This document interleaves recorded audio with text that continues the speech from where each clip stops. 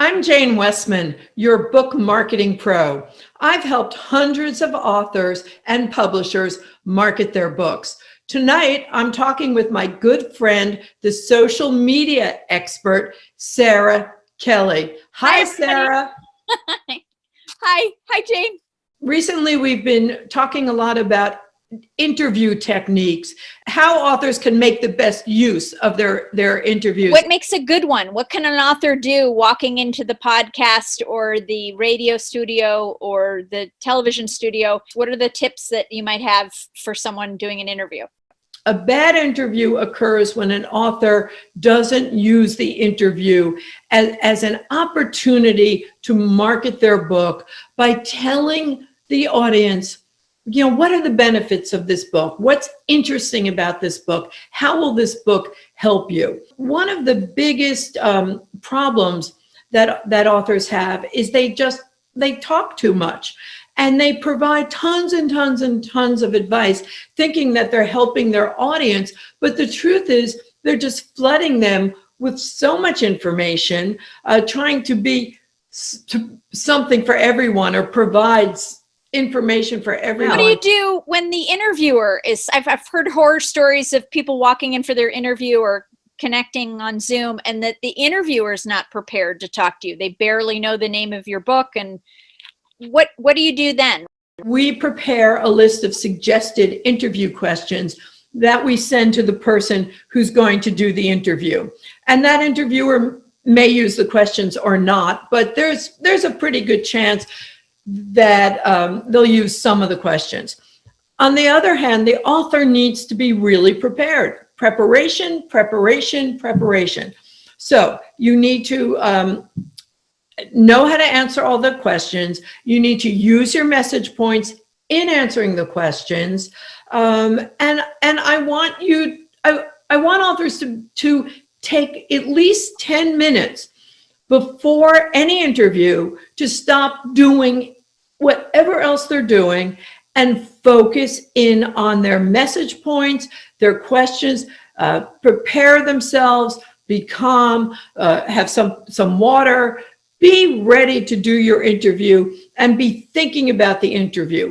Don't ever just move from one activity, perhaps consulting with a client or doing some other type of work, and think you can just switch off and suddenly be interviewed. What do you do if you get a rogue caller or an off the wall question, or somebody asks something that you weren't prepared to talk about?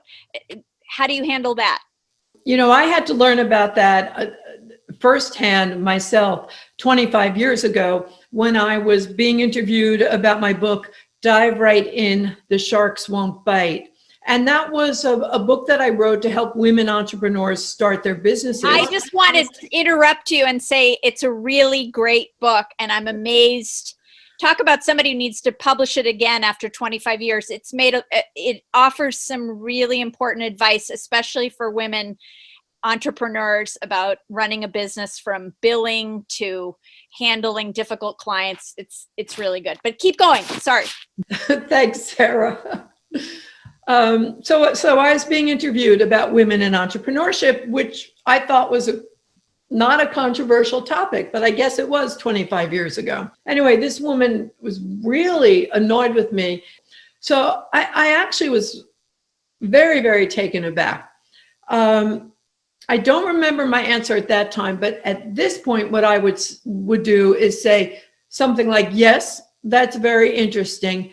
And then really move on to another subject and not, and I don't think I would need to engage in that topic. I think, Sarah, you've told me that in your previous career as a therapist, you had some training on the same topic. I find it fascinating the way you're talking about holding on to what it is you wanted to talk about when you walked into the interview by acknowledging this other person or bad question or whatever, and then just moving on to the stuff you want to talk about. You need to be prepared for your interviews, and you need to be clear what are the 3 to 5 ideas that you're going to present repeatedly throughout your interview, whether it's a 10-minute interview or a 40-minute interview. They're really just a couple of ideas that the listener or the viewer is going to retain.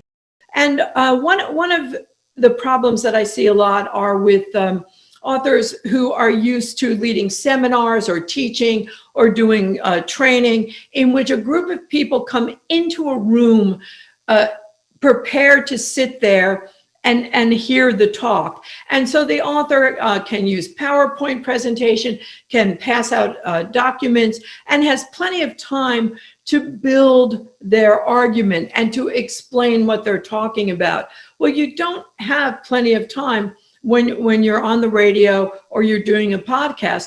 People will come and go. They're going to tune in for a minute, and if you don't grab their attention with a clear message point, they're going to tune out. So I guess, Sarah, if we've got a couple of themes that keep coming up in our conversations together, one is the importance of message points, knowing what's interesting about your book and being able to express it. And then the other point is preparation. Be prepared. I love it. Everybody, subscribe to Book Marketing Pro for more advice on how to market your book and time with us. Thanks, Sarah. Sarah, have a great evening.